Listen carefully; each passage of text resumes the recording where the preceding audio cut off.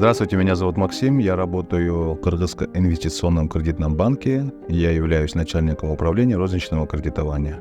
Банк уже более 20 лет уже на рынке Кыргызстана, он является очень крупным, у него более 54 точек, это по всей республике, где предоставляются все сферы кредитования.